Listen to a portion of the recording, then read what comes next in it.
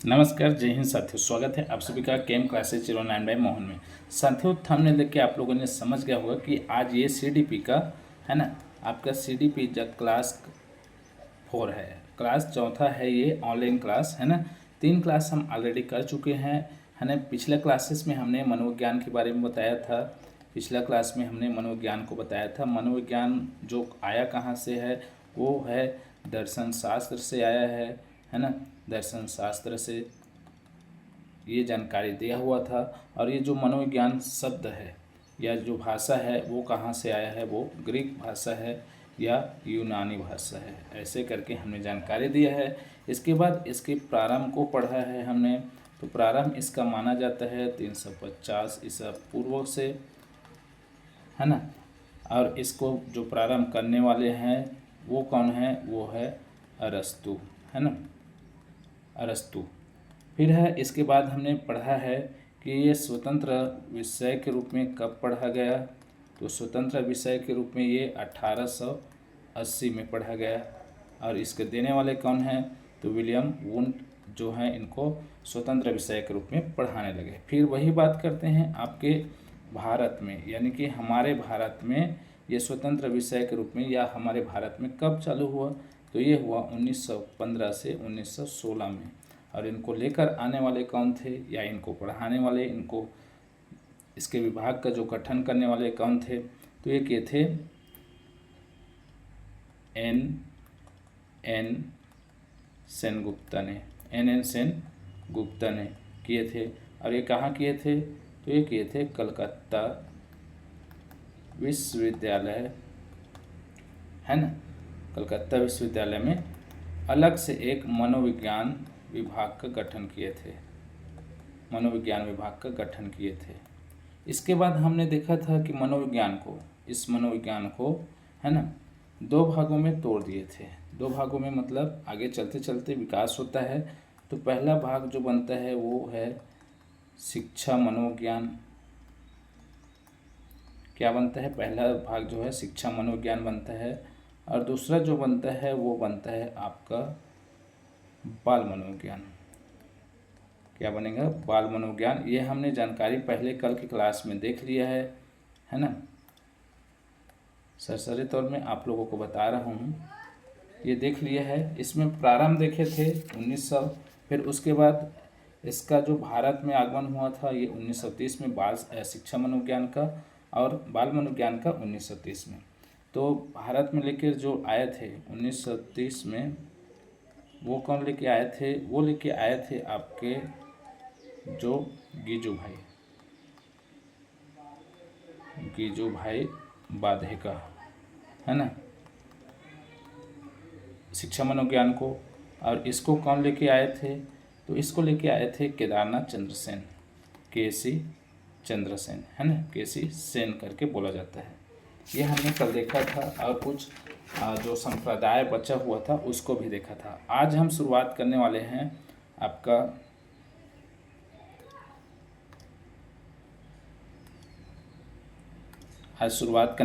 आपके जो है वो शिक्षा मनोविज्ञान, है ना। शिक्षा मनोविज्ञान को आज पढ़ेंगे और उसी को देखेंगे। तो चलिए शुरुआत करते हैं। आप लोग नोट करना स्टार्ट करेंगे, है ना। चैनल पर नए हैं तो चैनल को सब्सक्राइब करेंगे। तो टॉपिक लिखेंगे शिक्षा, है ना, जो मैंने आपको कल बता दिया है, शिक्षा मनोविज्ञान। चलिए यहीं से शुरुआत करते हैं। शिक्षा मनोविज्ञान, एजुकेशन साइकोलॉजी, है ना। यह है हमारा पॉइंट, हेडिंग डालिएगा। तो हमने देखा है कि जो साइकोलॉजी है इसका मतलब क्या होता है, इसका मतलब होता है व्यवहार का अध्ययन। क्या होता है इसका मतलब, व्यवहार का अध्ययन हमने पढ़ा हुआ है। और ये एजुकेशन का मतलब क्या होता है, तो ये होता है शिक्षा के लिए व्यवहार का परिमार्जन, या इसको बोल सकते हैं उन्नति, है ना, उन्नति। ये हो गया। इसके एक्चुअल परिभाषा देखें शिक्षा मनोविज्ञान का, तो ऐसा बन सकता है, शिक्षा मनोविज्ञान का एक्चुअल परिभाषा देखें तो ऐसा बन सकता है कि शैक्षिक परिस्थितियों में व्यवहार का अध्ययन, शैक्षिक परिस्थितियों में व्यवहार का अध्ययन, ये इसका इस शब्द के अनुसार से ये परिभाषा हो सकता है। और इसके केंद्र में कौन रहता है, तो इसके केंद्र में जो रहेगा वो हमेशा रहेगा, वो रहेगा अधिगम करता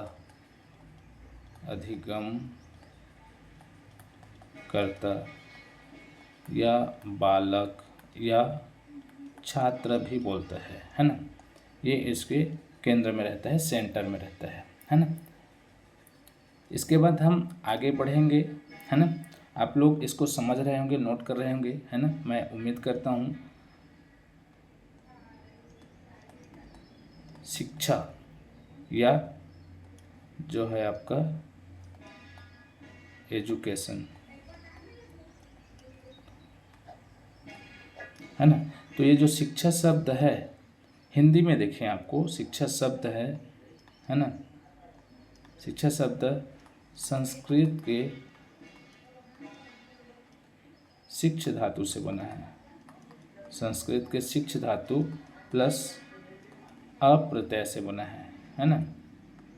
संस्कृत के शिक्ष धातु, है ना, संस्कृत के शिक्ष धातु प्लस अप्रत्यय से बना है। इस हिसाब से इसका मतलब क्या होता है, तो इसका मतलब है सीखने या सिखाने की प्रक्रिया, है ना। शिक्षा का मतलब क्या होता है, सीखने या सिखाने की प्रक्रिया, जो कि शिक्षा जो है वो संस्कृत के, शिक्षा जो शब्द है संस्कृत के आपका शिक्ष प्लस अ धातु से, शिक्ष धातु से मिलकर के बना हुआ है और अप्रत्यय से, जिसका अर्थ होता है सीखने या सिखाने की प्रक्रिया, है ना। ये तो देखा हमारी हिंदी जो शिक्षा शब्द है उसके लिए। अब वहीं देखेंगे आप आपके इंग्लिश शब्द जो है कि एजुकेशन। तो एजुकेशन जो है वो बना हुआ है लैटिन भाषा से। कहाँ से बना है, लैटिन भाषा के शब्द है ये, है ना, लैटिन भाषा के शब्द है। तो लैटिन भाषा के शब्द है और इस लैटिन भाषा के शब्द में ये एजुकेशन नहीं है, ये आता है एजुकेटम से, एजुकेटम यहाँ से आता है, एजुकेटम से होकर के ये एजुकेशन बनता है बाद में, है ना। एजुकेटम शब्द है लैटिन भाषा, उससे मिल करके अपभ्रंश होकर के एजुकेशन बना है, जो कि एजुकेटम भी दो शब्दों से मिलकर बना है। कितने शब्दों से, दो शब्दों से। तो एजुकेटम जो दो शब्दों से मिलकर बना है वो बना है पहला ई, दूसरा जो क्या है आपका ड्यूको, है ना। ई का मतलब क्या होता है, ई का मतलब होता है आंतरिक, और डिको का मतलब क्या होता है विकास, क्या होता है विकास या डेवलपमेंट, है ना। और इसी को हम एक साथ बोलेंगे इस दोनों को, तो इस दोनों का परिभाषा क्या आता है, इस दोनों का परिभाषा, तो इस दोनों का परिभाषा नोट करिएगा। शिक्षा हमारी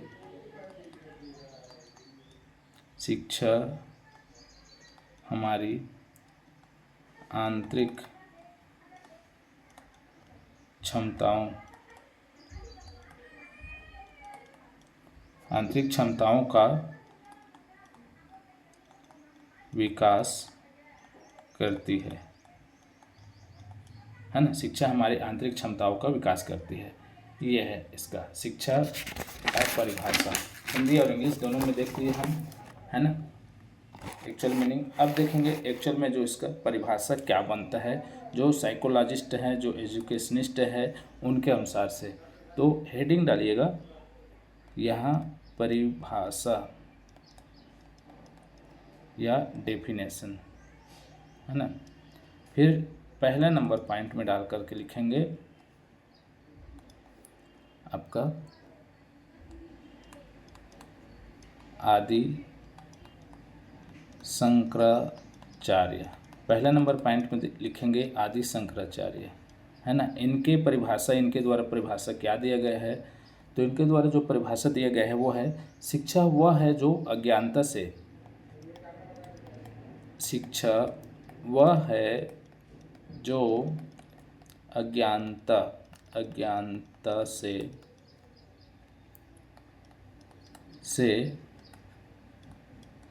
मुक्ति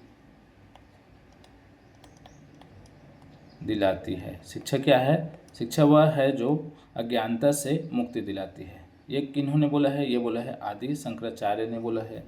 फिर दूसरे आते हैं आपके फेमस एजुकेनिस्ट, है ना, जो सब जानते हैं, अरिस्टोटल या अरस्तु। इन्होंने क्या बोला है ना, तो इन्होंने बोला है शिक्षा वह वृक्ष है, शिक्षा वह वृक्ष है जिसकी जड़ें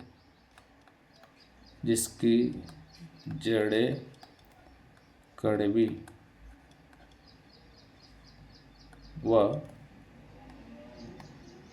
फल मीठा होता है। अरस्तु ने क्या बोला है? शिक्षा वह वृक्ष है जिसकी जड़ें कड़वी व फल मीठा होता है, और ये उनका पहला शब्द है ना। इन्होंने दो शब्द दिए है परिभाषा में, पहला परिभाषा है और दूसरा परिभाषा ही है। मैं इसको समझाऊंगा आपको परिभाषा को, है ना, नोट करिए आप लोग। तो दूसरा क्या है? तो दूसरा है शिक्षा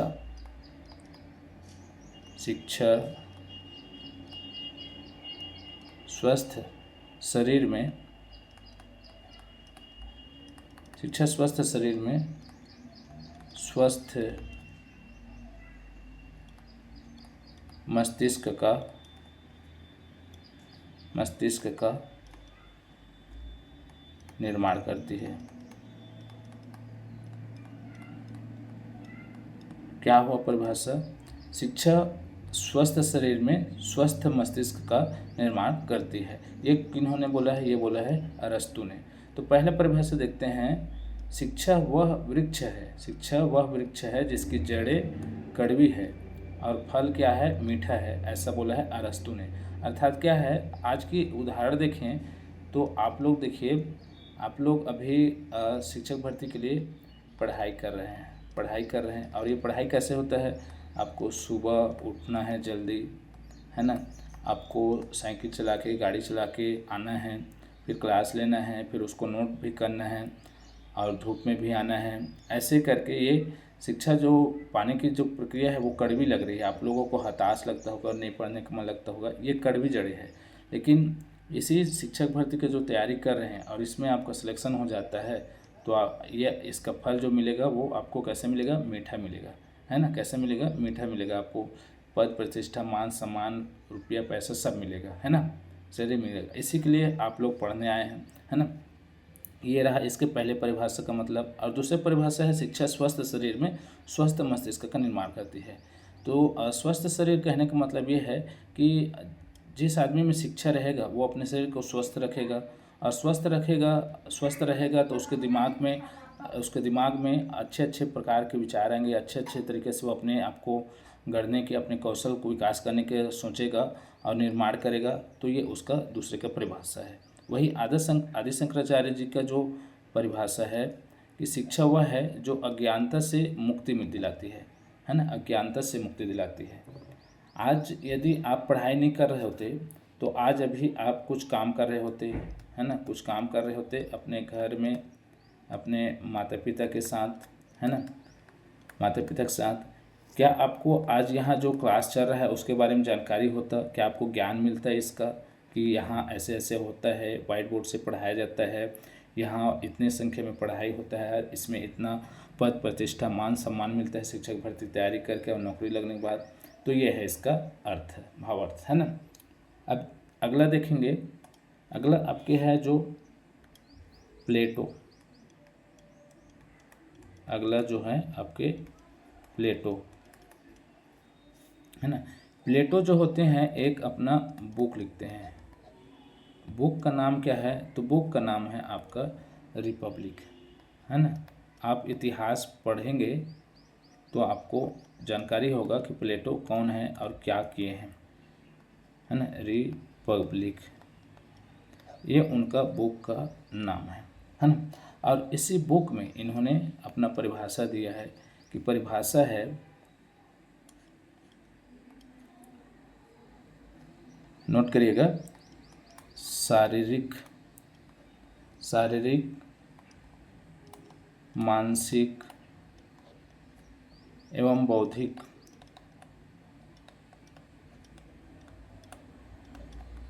विकास, शारीरिक मानसिक एवं बौद्धिक विकास की प्रक्रिया ही शिक्षा है। प्लेटो ने क्या बोला है? प्लेटो ने बोला है कि जो हमारी शारीरिक मानसिक, हमारे जो शारीरिक विकास होता है, मानसिक विकास होता है, मेंटली जो हम प्रिपेयर होते हैं, और अब हमारा जो दिमाग जो बढ़ता है उसका विकास होता है, वही प्रक्रिया ही क्या है? शिक्षा है ना। और शिक्षा रहेगा तभी ये सभी चीज़ें हमारा विकास हो जाएगा, हम शरीर में अच्छा ख्याल रख पाएंगे, योगा व्यायाम करेंगे, हष्ट पुष्ट रखेंगे, बीमारी से दूर रहेंगे, है ना। शिक्षा रहेगा तो हमको पता रहेगा कि मानसिक टेंशन लेना है कि नहीं लेना है, और लेना भी है तो कितना लेना है, और उसको विचार करके लेंगे। साथ में शिक्षा रहेगा तो हमारे पास 1000 प्रकार के दिमाग भी आएगा, 1000 प्रकार की समझ भी आएगा, सोच भी आएगा। इससे हमारे दिमाग का जो कौशल क्षमता है वो बढ़ेगा, है ना। यही है शिक्षा का जो शारीरिक मानसिक एवं बौद्धिक विकास की प्रक्रिया ही शिक्षा कहलाती है, जो बोला है हमारे प्लेटो ने, है ना। फिर अगला आता है हमारे जो भारत के युवा जो बोले जाते हैं, जिसके नाम से, जिनके नाम से आप 12 जनवरी को क्या मनाते हैं, कमेंट करके बताएंगे, है ना। स्वामी विवेकानंद जी।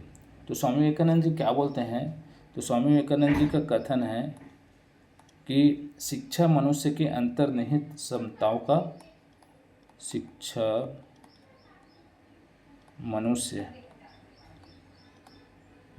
के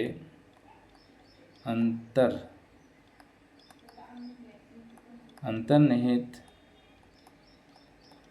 क्षमताओं का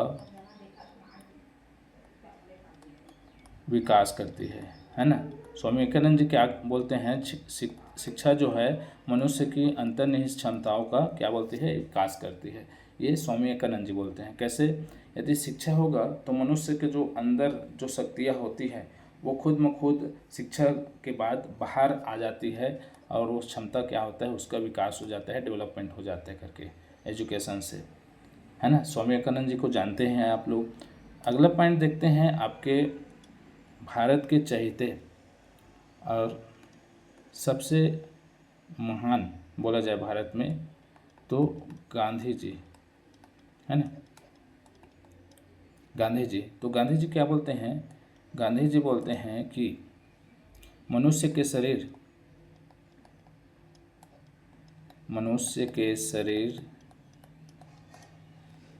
मस्तिष्क, नोट करते रहिएगा क्योंकि ये बहुत ही बड़ा पॉइंट लिखवा रहा हूँ मैं, आप लोग नोट नहीं करेंगे, देखते रहेंगे तो भूल जाएंगे, है ना। मनुष्य के शरीर मस्तिष्क एवं आत्मा का सर्वोच्च विकास शिक्षा के माध्यम से, किसके माध्यम से? शिक्षा के माध्यम से होता है ना। गांधी जी बोलते हैं, महात्मा गांधी जी, कि मनुष्य के शरीर, है ना, मनुष्य के जो शरीर है, मनुष्य के शरीर मस्तिष्क एवं आत्मा का सर्वोच्च विकास, डेवलपमेंट जो होता है वो किससे होता है? वो होता है शिक्षा के माध्यम से, शिक्षा के थ्रू होता है, ऐसे करके बताया है। ये हो गया उसका परिभाषा शिक्षा का। अब देखेंगे शिक्षा की जो आपकी विशेषताएं, है ना। वीडियो आप लोग को अच्छा लग रहा होगा तो वीडियो को लाइक कर दीजिएगा, चैनल को सब्सक्राइब कर दीजिए। डेली आपको अपडेट मिलता रहेगा, डेली क्लासेस चलता रहेगा। वो क्लास जो चलेगा वो आपको फ्री क्लास चलेगा, है ना। क्या चलेगा? फ्री क्लास चलेगा। इसका PDF भी आपको उपलब्ध मिलेगा। PDF के लिए आप 9893327326 इस नंबर पर आप व्हाट्सअप मैसेज कर सकते हैं, या आप टेलीग्राम चैनल पर भी जुड़ सकते हैं, जिसमें आपको ये PDF फ्री में मिलेगा। लेकिन PDF से कोई मतलब नहीं है, जब तक क्लास नहीं देखेंगे PDF लेकर के भी कोई मतलब नहीं है। क्लास देखने के बाद PDF आप देखते हैं तो आपको बिल्कुल भी समझ आ जाएगा, है ना। तो ये रहा आप लोगों का जो पहला जानकारी, है ना। अब देखेंगे हम इसके कैरेक्टरिस्टिक फीचर देखेंगे, शिक्षा की विशेषताएं, कैरेक्टरिस्टिक्स फीचर्स ऑफ एजुकेशन। चलिए हेडिंग डालिएगा।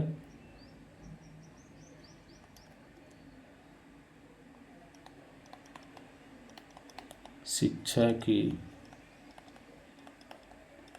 विशेषताएं, कैरेक्टरिस्टिक फीचर्स ऑफ एजुकेशन। तो जो है पहला जो नंबर है वो है, नोट करके लिखेंगे।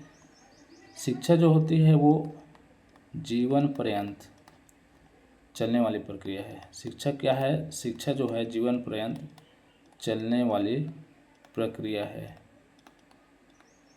ना। जीवन तक चलता है, जीवन के बाद, जीवन के रहते तक चलता है। दूसरा है व्यक्तित्व का विकास करती है ना। शिक्षा की विशेषताएं क्या है? शिक्षा व्यक्तित्व का, है ना। शिक्षा जो होता है वो व्यक्तित्व का विकास करती है, व्यक्तित्व का विकास करती है ना। साथ में आपके जो सोच को, है ना, शिक्षा से सोच को बेहतर करती है। सोच को बेहतर करती है। सोच को क्या करती है? बेहतर करती है ना। शिक्षा जिसके पास है, जिसने शिक्षा ग्रहण कर लिया है, वो गलत नहीं सोचता है, लगभग 99% 90%, है ना। फिर है क्या है? व्यवहार जो होता है, व्यवहार में सुधार लाती है। व्यवहार में क्या करती है? सुधार लाती है। फिर है अगला पॉइंट आपका, समाज की नियम बताती है ना। फिर आगे लिखेंगे आपके जो कौशल एवं क्षमता को बढ़ाती है। क्या है आगे पॉइंट? आपके मनुष्य के कौशल व क्षमता को बढ़ाती है। ये नोट करते जाएंगे, आप लोग को समझ आएगा। कौशल एवं क्षमता को बढ़ाती है। कैसे? शिक्षा होगा तो मनुष्य में 1000 प्रकार से सोचने की जो कौशल विकास होगा, कंप्यूटर चलाने, डांस करने का, म्यूजिक करने का, इलेक्ट्रिशियन बनने का, प्लम्बर बनने का, है ना, ये विकास करती है क्षमताओं का। और फिर लास्ट है, लास्ट नहीं बोल सकते, और भी बहुत सारा पॉइंट है।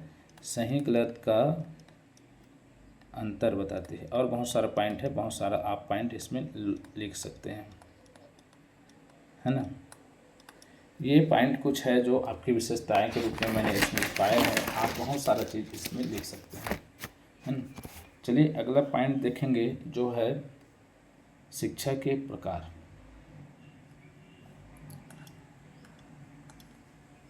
शिक्षा के प्रकार आप हेडिंग डालेंगे।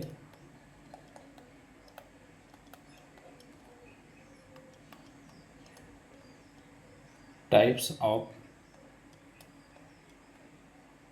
एजुकेशन। मैं उम्मीद करता हूँ आप लोगों को समझ आ रहा होगा जानकारी, और आप लोग इसके अच्छे से एंजॉय करके देख रहे होंगे और नोट कर रहे होंगे, क्योंकि आपके जो शिक्षक भर्ती का एग्ज़ाम है वो अक्टूबर में होगा, है ना। अक्टूबर में। और उसके लिए आपको सीडीपी पढ़ना ही है, और सीडीपी में आपका 100 में 100 अंक आना चाहिए, जितने भी अंक का पूछा जाए, है ना, जितने अंक का भी पूछा जाए वो 100% उसमें से आपका बनना चाहिए। तो शिक्षा के प्रकार में शिक्षा के 2 प्रकार होते हैं, है ना। शिक्षा के कितने प्रकार होते हैं? मुख्यतः 2 प्रकार। पहला जो होता है औपचारिक शिक्षा, दूसरा जो होता है अनौपचारिक, है ना। ये होता है फॉर्मल और ये होता है इनफॉर्मल, ये है ना। इसके अलावा ये दोनों तो मुख्य है, ये दोनों क्या है, ये दोनों जो है ये मुख्य है ना, ये 2 मुख्य है। इसके अलावा एक और होता है, वो होता है निरौपचारिक। क्या होता है? निरौपचारिक, है ना, नॉन फॉर्मल बोलते हैं जिसको। क्या बोलते हैं? जिसको नॉन फॉर्मल या निरौपचारिक बोलते हैं। ये 2 तो मेन हैं जो बहुत इम्पोर्टेंट है, और ये निरौपचारिक है, ये एग्ज़ाम में पूछा नहीं जाता है, लेकिन इसको भी हमको पढ़ना है क्योंकि इससे रिलेट करना ज़रूरी है। तो चलिए ये पॉइंट को फिर से डालिए, शिक्षा के प्रकार, और जैसे मैं बना रहा हूँ वैसे आप बनाते जाइएगा, है ना। तो पहला जो लिखना है वो है औपचारिक। पहला क्या लिखना है? औपचारिक या फॉर्मल, है ना। फिर लिखना है अनौपचारिक, या इनफॉर्मल। फिर है निरौपचारिक।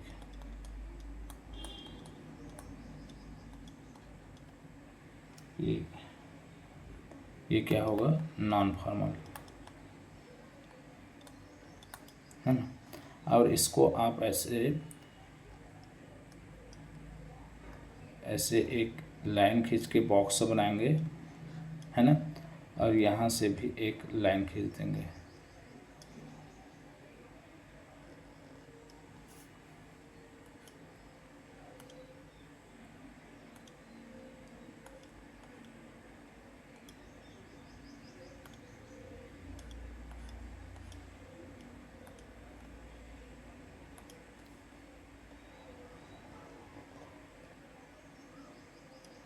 है ना, ये लाइन खींच देंगे ताकि आप लोगों को पढ़ने में और समझने में सही से दिखाई पड़े। ठीक है, तो चलिए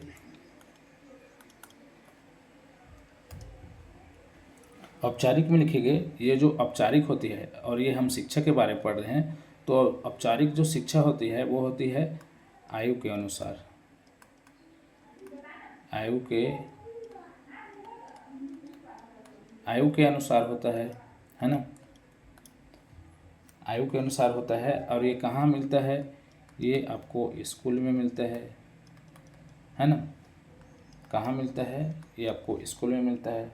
वही अनौपचारिक जो शिक्षा होता है वो क्या होता है? आवश्यकता के अनुसार, आवश्यकता अनुसार होता है। और ये कहाँ मिलता है? ये मिलता है समाज में मिलता है ना, फिर परिवार में मिलता है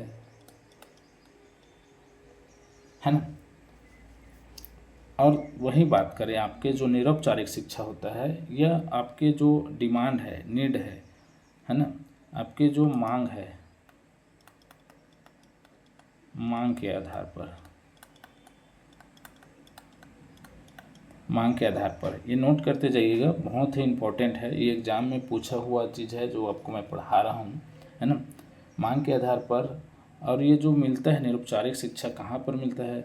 तो जो ट्यूशन है, जैसे कि हम पढ़ा रहे हैं, आप कहीं ऑफलाइन कोचिंग कर रहे हैं, है ना, आप जो स्पोर्ट एकेडमी ज्वाइन कर रहे हैं, है ना, आप जो म्यूजिक के लिए ज्वाइन कर रहे हैं, आप डांस के लिए ज्वाइन कर रहे हैं, एक्सेट्रा, है ना।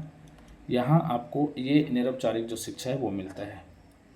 फिर हम औपचारिक शिक्षा में आ जाते हैं और पढ़ते हैं कि जो औपचारिक शिक्षा है, औपचारिक शिक्षा वो कैसा होता है? तो वो होता है आपका औपचारिक शिक्षा, उसमें अनुशासन पाया जाता है, अनुशासन, है ना, अनुशासन पाया जाता है। और अनुशासन होगा तो इसमें समय का प्रबंधन भी होगा, समय का प्रबंधन भी होगा, है ना, या अनुबंधन होगा, अनुबंधन बोल सकते हैं, है ना। वही बात करें अनौपचारिक शिक्षा, तो क्या इसमें अनुशासन होगा, अनुशासन होगा, तो अनुशासन ये इसमें होता तो है लेकिन ना के बराबर, है ना। और आपका समय का जो अनुबंधन है समय का, वो भी रहेगा लेकिन ना के बराबर, है ना। ये इसके बात हो गई। फिर निरौपचारिक जो शिक्षा होती है इसमें अनुशासन होता है क्या, बिल्कुल इसमें अनुशासन, अनुशासन होता है लेकिन सरल होता है। कोचिंग में आपको पढ़ाया जाता है, वहाँ अनुशासन तो होता है, खुला आपको छूट नहीं दिया जाता है। फिर आपका जो समय अनुबंधन है, समयानुबंधन, है ना, ये भी आपको क्या होता है, सरल होता है, हार्ड नहीं होता है, स्कूल में हार्ड होता है। फिर ये औपचारिक शिक्षा में आपको सर्टिफिकेट मिलता है, सर्टिफिकेट, इसमें आपको सर्टिफिकेट मिलता है, इसमें आपको सर्टिफिकेट मिलता है क्या, इसमें आपको सर्टिफिकेट नहीं मिलता है ना। और अनौपचारिक शिक्षा में सर्टिफिकेट नहीं मिलता है। लेकिन वही बात करें आपका निरौपचारिक शिक्षा में, तो क्या इसमें सर्टिफिकेट मिलता है, तो इसमें समय के अनुसार मांग होता है, कभी मिलता है और कभी नहीं मिलता है ना। यह है आपका शिक्षा के प्रकार, टाइप्स ऑफ एजुकेशन, है ना। आप इसको नोट कर लिए होंगे, है ना, नोट नहीं किए हैं तो इसका PDF आपको मिल जाएगा, है ना। तो चलिए आगे बढ़ते हैं। आगे की जो क्लास है उसमें हम पढ़ेंगे शिक्षा की प्रक्रिया, प्रोसेस ऑफ एजुकेशन, है ना। क्या देखेंगे, प्रोसेस ऑफ एजुकेशन,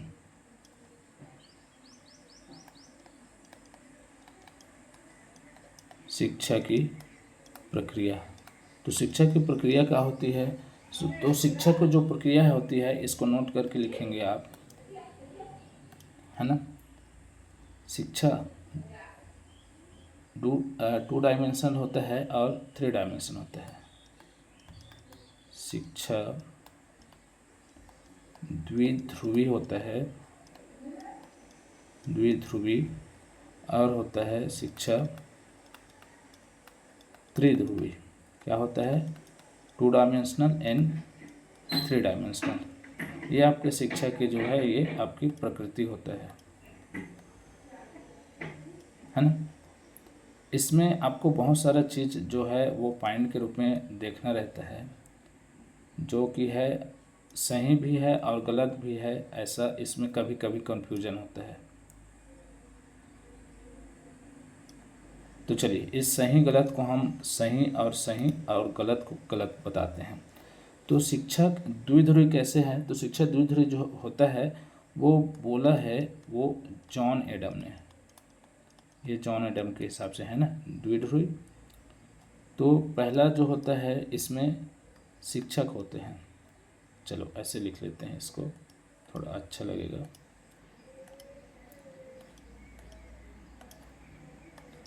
है ना। पहला जो होता है वो इसमें शिक्षक होते हैं, पहला शिक्षक।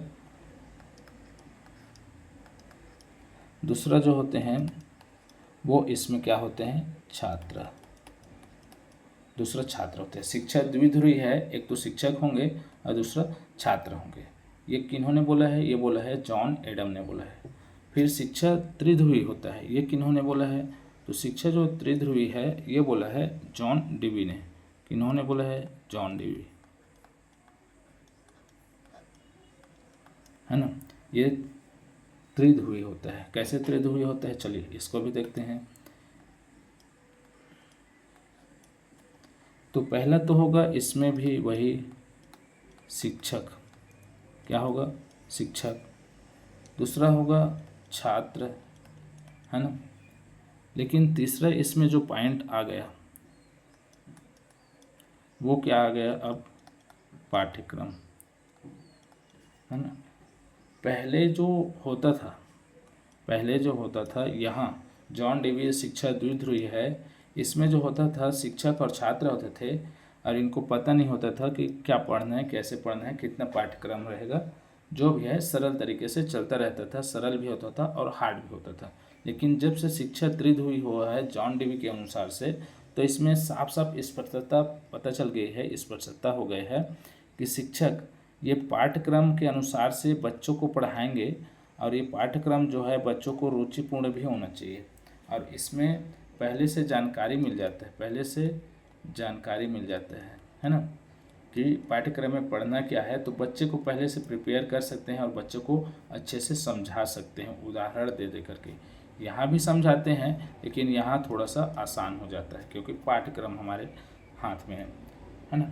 ये रहा आपका शिक्षा की प्रक्रिया, प्रोसेस ऑफ एजुकेशन, जो द्विध्रुवी होता है और त्रिध्रुवी होता है, जिसमें जॉन एडम ने द्विध्रुवी बोला है और शिक्षा त्रिध्रुवी किन्होंने बोला है, जॉन डेवी ने। ये क्वेश्चन पूछा गया है ना। अब देखेंगे शिक्षा मनोविज्ञान, है ना। अभी तक देख रहे हैं शिक्षा, अब कंबाइन देखेंगे शिक्षा मनोविज्ञान। तो शिक्षा मनोविज्ञान देखेंगे तो उसमें क्या है देखेंगे, तो चलिए हेडिंग डालते हैं,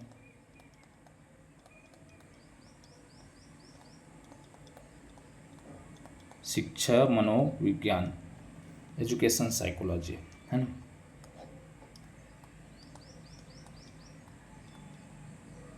एजुकेशन साइकोलॉजी,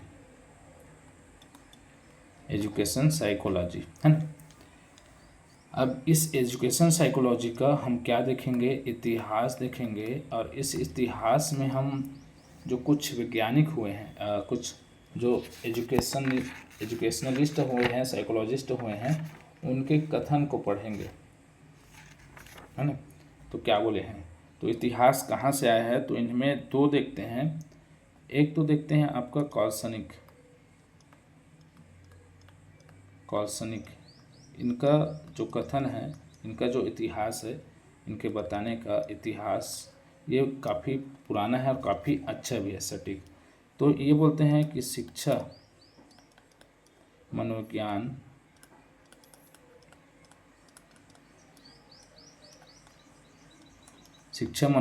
की शुरुआत, है ना। ये क्या बोलते हैं, शिक्षा मनोविज्ञान की शुरुआत जो ग्रीक या यूनानी विद्वानों ने की, है ना। ये जो है काल्पनिक, इनके अनुसार शिक्षा मनोविज्ञान जो है, शिक्षा मनोविज्ञान की शुरुआत जो है ग्रीक या यूनानी के विद्वानों ने की है। और इन विद्वानों में किनका नाम लेते हैं, तो ये लेते हैं प्लेटो का। किनका नाम लेते हैं, प्लेटो का नाम लेते हैं, है ना, प्लेटो का। वहीं दूसरा पॉइंट देखेंगे आपका, जो यहाँ जगह कम है, दूसरा पॉइंट देखेंगे आपके स्किनर, कौन है, B.F. Skinner, B.F. स्किनर। इन्होंने क्या बोला है, तो इन्होंने बोला है शिक्षा मनोविज्ञान अरस्तु द्वारा प्रारंभ किया गया है ना। आप लोगों ने देखा होगा, है ना। ये इनके समर्थनकर्ता भी रहे हैं लगभग, और ये बहुत अच्छे तरीके से बताते भी हैं। तो शिक्षा मनोविज्ञान अरस्तु द्वारा प्रारंभ किया गया है। ये कौन बोलते हैं, B.F. स्किनर बोलते हैं, है ना। क्यों बोलते हैं, इन्होंने अपना एक कारण भी बताया है ना। ये इसका बोलने के पीछे का कारण भी बताया है कि, कारण भी बताया है, वो कारण नोट करिएगा।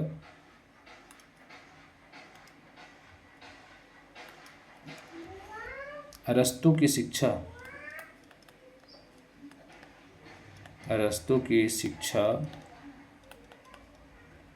जो पद्धति है, अरस्तु की जो शिक्षा पद्धति है वो क्या है, अलग अलग है, अलग अलग है। कैसे अलग अलग है इसको समझेंगे तो एक तो बोलते हैं ये पहला व्यक्ति जो होते हैं वो अलग अलग होते हैं, है ना। अरस्तु की शिक्षा पद्धति बोलते हैं कि शिक्षा मनोविज्ञान अरस्तु द्वारा, BF स्किनर बोलते हैं कि शिक्षा मनोविज्ञान अरस्तु द्वारा प्रारंभ किया गया है। उन्होंने उसमें कारण भी दिया कि अरस्तु की शिक्षा पद्धति अलग है और सबसे बेस्ट है। अलग अलग इसमें जानकारी बताया गया है कि व्यक्ति सब अलग अलग होते हैं और सभी व्यक्तियों की जो रुचि है वो भी अलग अलग होती है ना। रुचि अलग अलग होगी तो इसमें जो शिक्षण विधि है, शिक्षण विधि वो भी अलग अलग होनी चाहिए, है ना। ऐसे करके फिर साथ में एक समय आता है कि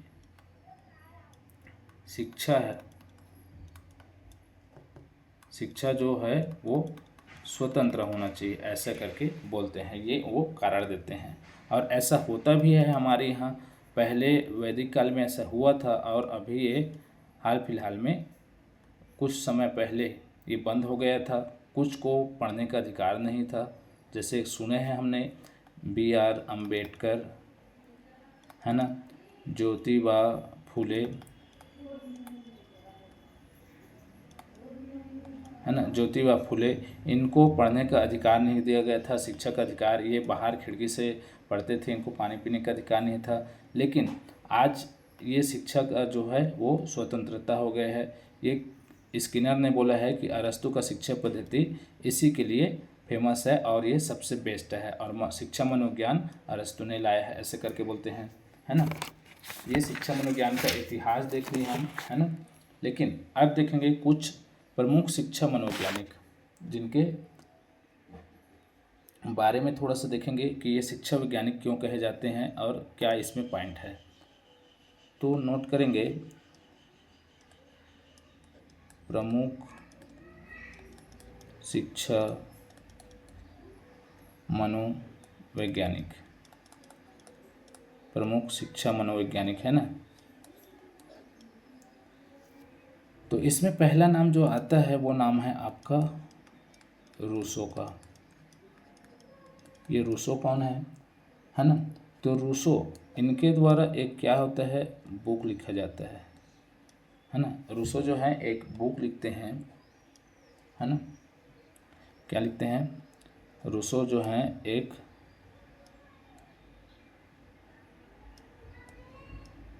बुक लिखते हैं और इस बुक में, है ना, इस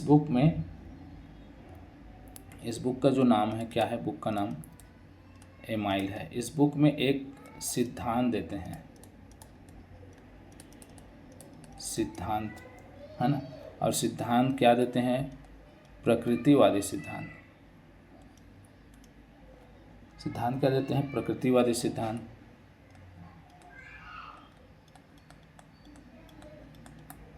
है ना। ध्यान से देखिएगा क्योंकि इसमें थोड़ा अच्छा चीज़ मैं आपको समझाने वाला हूँ, है ना।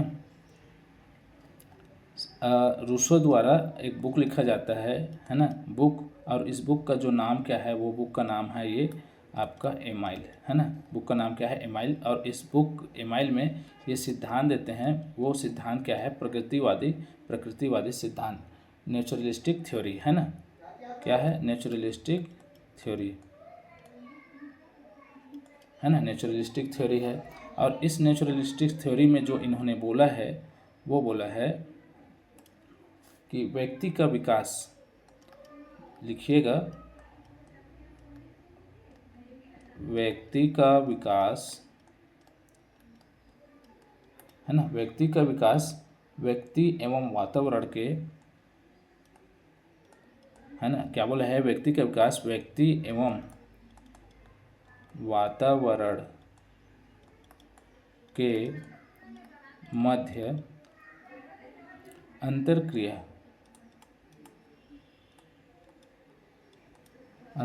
पर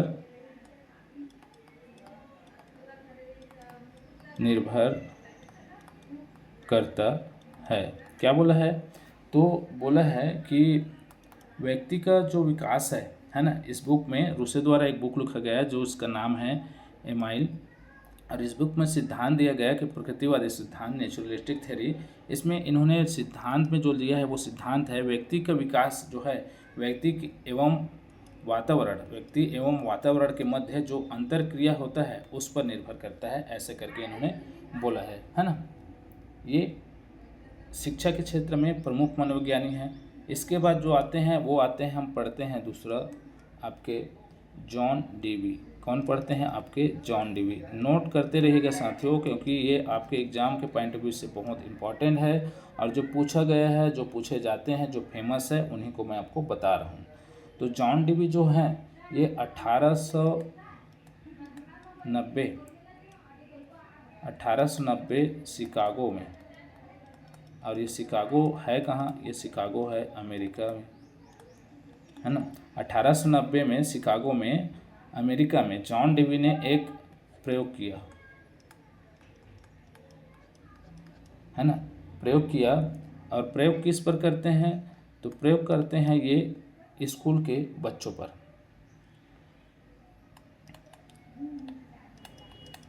स्कूल के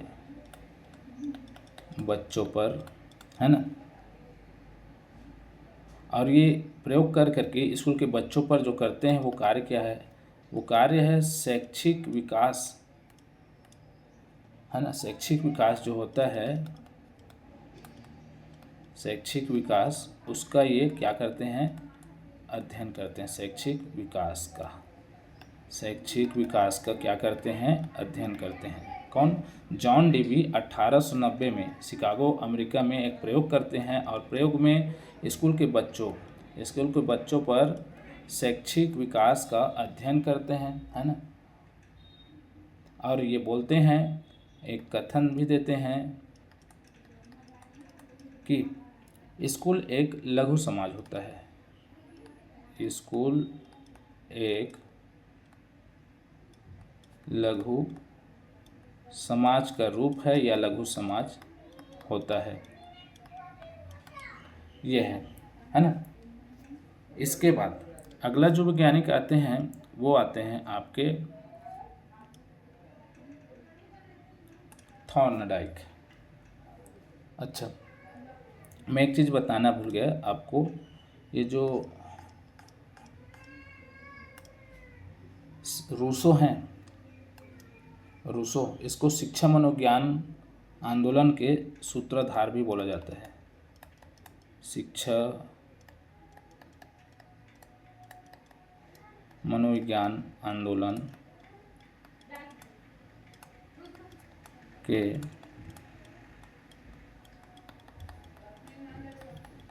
सूत्रधार बोला जाता है। किनको? रूसो को, है ना, ये बोला जाता है। अगला मैं बोल रहा था जानकारी कि आपके जो थॉर्नडाइक हैं, तीसरा नंबर,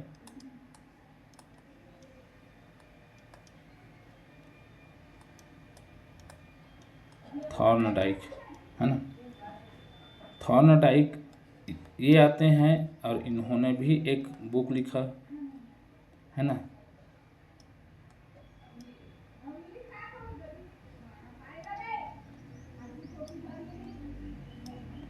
इन्होंने भी बुक लिखा, और बुक लिखा तो कितना बुक लिखा इन्होंने? 2 बुक लिखा, है ना। और वो 2 बुक कौन कौन से है? पहला बुक क्या है? शिक्षा मनोविज्ञान। पहले बुक का नाम क्या है? तो बुक का ही नाम है शिक्षा मनोविज्ञान। बुक का क्या नाम है? शिक्षा मनोविज्ञान। एजुकेशन साइकोलॉजी, क्या नाम है?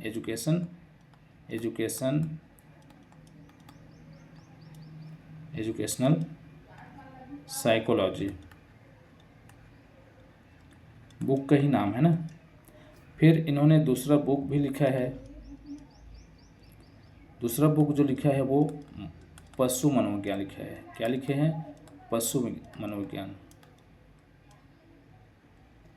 Animal psychology.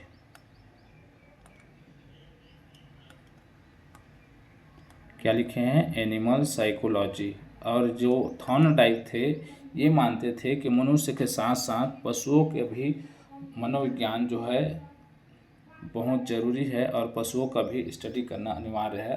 और ये ऐसे बोल करके इन्होंने पशु का भी मनोविज्ञान का बुक लिखा, पशु मनोविज्ञान, है ना। शिक्षा मनोविज्ञान में क्षेत्र में ये जो बुक है ना, ये जो बुक है शिक्षा मनोविज्ञान, शिक्षा मनोविज्ञान के क्षेत्र में पहला बुक है। अब इसका समय वगैरह हम आगे देखेंगे, है ना। शिक्षा मनोविज्ञान के क्षेत्र में प्रथम है। शिक्षा मनोविज्ञान बुक जो है वो शिक्षा मनोविज्ञान के क्षेत्र में प्रथम बुक है ना। किन्होंने लिखा है, थॉर्नडाइक ने। और इसी के चलते थॉर्नडाइक को शिक्षा मनोविज्ञान का जनक भी कहा जाता है। क्या बोला जाता है, शिक्षा मनोविज्ञान का जनक, है ना, शिक्षा मनोविज्ञान का जनक भी बोला जाता है। अब जो एजुकेशन साइकोलॉजी है, शिक्षा मनोविज्ञान है, इसमें क्या लिखा गया है, तो इसमें जो बातें आई है सामने वो बातें सामने आई हैं। पहला तो है सीखने का सिद्धांत की जानकारी मिला है ना, सीखने के सिद्धांत के बारे में जानकारी मिला है ना, सीखने के सिद्धांत के बारे में जानकारी मिला है। दूसरा है और सीखने के नियम के बारे में, सीखने के नियम, है ना, ये दो जानकारी मिला है। और पहला जो जानकारी मिला है सीखने के सिद्धांत, इसमें उद्दीपन अनुक्रिया सिद्धांत के बारे में भी बताया गया है ना। ये जो पहला जानकारी मिला है सीखने का सिद्धांत, इसमें उद्दीपन अभिक्रिया, उद्दीपन अभिक्रिया सिद्धांत के बारे में जानकारी मिला है ना। थॉर्नडाइक जो होते हैं शिक्षा मनोविज्ञान बनते हैं, कब बनते हैं, जब ये बुक होता है, दो बुक लिखते हैं, शिक्षा मनोविज्ञान एजुकेशनल साइकोलॉजी और दूसरा पशु मनोविज्ञान। इसी के चलते इनको शिक्षा मनोविज्ञान का जनक बोला जाता है। और ये जो शिक्षा मनोविज्ञान पहला पुस्तक है एजुकेशनल साइकोलॉजी, इसमें ये प्रथम बुक होता है। और इस बुक में सिद्धांत होते हैं, सीखने के सिद्धांत और सीखने के नियम। और जो सीखने के सिद्धांत है इसमें उद्दीपन अभिक्रिया सिद्धांत का ये इसमें प्रतिपादन करते हैं, है ना। और जो सीखने के नियम हैं, जो सीखने के नियम हैं, इसमें ये क्या बोलते हैं, 8 प्रकार के नियम बताते हैं। कितने प्रकार के, 8 प्रकार के नियम बताते हैं सीखने के नियम में। पहला जो 3 होता है वो बहुत ही मुख्य है, 3 जो है वो मुख्य है और 5 जो है वो गौड़ है ना। ये 5 में आपके जो होते हैं MABAS, ये जो है हिंदी का है जानकारी। और ये 3 जो है TAP, इसको तत्परता बोला जाता है, इसको अभ्यास बोला जाता है और इसको प्रभाव बोला जाता है। इसको नोट कर लेंगे आप, क्या क्या बोला जाता है। इसको तत्परता बोला जाता है, इसको अभ्यास बोला जाता है और इसको क्या बोला जाता है, प्रभाव बोला जाता है ना। नोट कर लेंगे आप लोग। ये रहा आप लोगों का शिक्षा मनोविज्ञान का कुछ प्रमुख वैज्ञानिक और कुछ जानकारी। आगे जब देखेंगे हम, आज आगे क्या देखेंगे, टाइम बचे है क्या, टाइम बचा है अभी, तो चलिए शिक्षा मनोविज्ञान के कुछ परिभाषाएं भी देख लेते हैं। पहले जो परिभाषा देखे हैं वो शिक्षा का है, अब शिक्षा मनोविज्ञान, यानी दोनों का एक साथ देखेंगे। तो परिभाषा आप शिक्षा मनोविज्ञान, शिक्षा मनोविज्ञान, मैं उम्मीद करता हूँ आप लोग को समझ आ रहा होगा, या कुछ गड़बड़ी लग रहा है तो कमेंट करके बताएंगे कि आपको और क्या जानकारी इसमें मिस लग रहा है। लेकिन जो भी जानकारी बता रहा हूँ ऑथेंटिक है, बुक से है, महेश कुमार बर्णवाल सर की बुक से है, कोचिंग संस्थान का जो मैं पढ़ रहा हूँ, जो हमारे पास नोट्स है उसी से आपको पढ़ाया जा रहा है ना। तो पहला जो है वो है वेरी वेरी इम्पोर्टेंट। क्या है पहला IMP है स्किनर, BF स्किनर। तो ये क्या बोलते हैं, शिक्षा मनोविज्ञान, शिक्षा मनोविज्ञान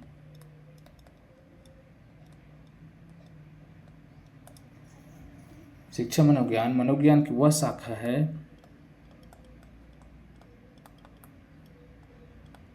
मनोविज्ञान की वह शाखा है जिसमें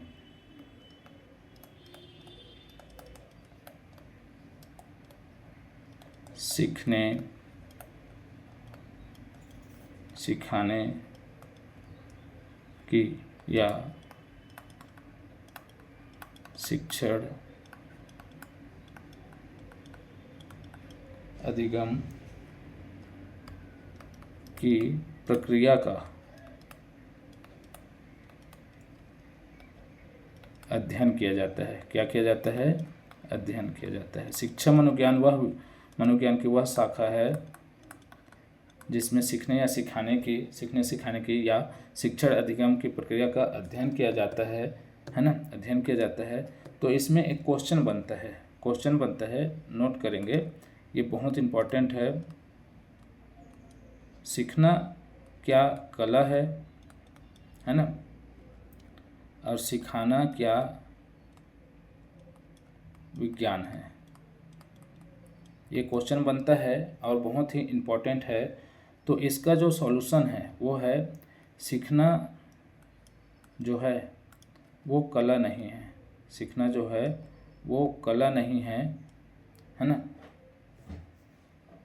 सीखना जो है वो कला नहीं है। सीखना क्या है? सीखना जो है वो है विज्ञान, और सिखाना जो है वो एक कला है। यानी आप जब शिक्षक बनेंगे तो आप एक कलाकार रहेंगे, शिक्षक कलाकार रहेंगे, और सीखना जो है वो विज्ञान है ना। सीखना विज्ञान है, कोई भी चीज़ को, स्किल को सीखना वो साइंस है। अगला जो आपका परिभाषा देखेंगे वो परिभाषा है आपका स्टीफन का।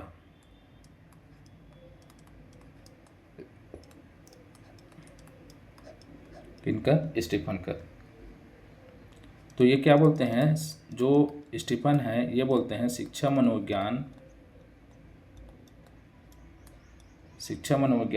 शैक्षिक विकास का क्रमबद्ध अध्ययन है। क्या बोलते हैं स्टीफन? शिक्षा मनोविज्ञान जो है शैक्षिक विकास का क्रमबद्ध अध्ययन है, ऐसे करके ये बोलते हैं, है ना। स्टीफन बोलते हैं शिक्षा मनोविज्ञान शैक्षिक विकास का क्रमबद्ध अध्ययन है या क्रमबद्ध अध्ययन करती है, ऐसे करके ये जानकारी देते हैं। कौन? स्टीफन। फिर है अगला जो है वो है वैज्ञानिक ट्रो। कौन है वैज्ञानिक? अगला ट्रो, तीसरा नंबर ट्रो, है ना। ये जो वैज्ञानिक हुए ये बोलते हैं कि शिक्षा मनोविज्ञान शैक्षिक परिस्थितियों में मनोवैज्ञानिक पक्ष का अध्ययन करती है। क्या बोलते हैं? लगभग सभी जो मनोवैज्ञानिक हुए हैं इन सभी मनोवैज्ञानिकों का जो पक्ष है वो लगभग सेम है। कुछ पॉइंट में कन्फ्यूजन होता है और ये आपके एग्जाम में इसी कन्फ्यूजन में आपका नंबर करता है। तो ट्रो ने बोला है शिक्षा मनोविज्ञान शैक्षिक परिस्थितियों में मनोवैज्ञानिक पक्ष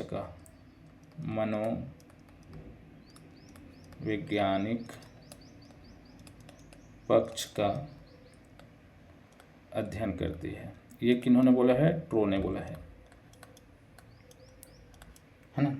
अब आगे पढ़ते हैं आपका क्रो और क्रो जो होते हैं दो वैज्ञानिक है, सेम नाम है, मनोवैज्ञानिक है। तो ये बोलते हैं जन्म से लेकर वृद्धावस्था तक। क्या बोलते हैं ये? जन्म से लेकर वृद्धावस्था तक